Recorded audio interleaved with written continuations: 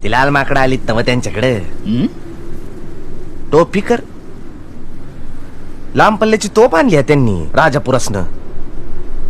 एकाचं नाव हेंद्री आणि दुसऱ्याचं गिफड. काय पण नाव आहेत. हेनरी कसं याटड वाटतंय. हेनरी दादासाहेब गिफड गाल फडत मारावी त्याच्या. या टोपीकरांबरोबर हेच करायला हवं.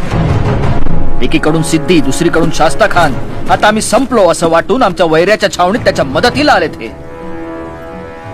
व्यापाराचं कारण काढून या देशात आलेली ही मंडळी, पण व्यापारापेक्षा ये देशीच्या राजकारणातच त्यांचं ध्यान अधिक. हे डच, पोर्तुगीज, वलंदेज, टोपीकर सगळे एकाच माळेचे मणी. ही माणसे नव्हेत, हे तो केवळ सैतान. येणाऱ्या काळात हे टोपीकर आपल्या मुलखाला फारच त्रासदायक ठरणार आहेत. बाजी जी राजे. टोपीकर मंडळी पुन्हा पुन्हा आपल्या देशीच्या राजकारणात नाक खुपसतायत. मग खेचायचं. ठेचायचं नाही, एकदाच छाटून टाकायचं.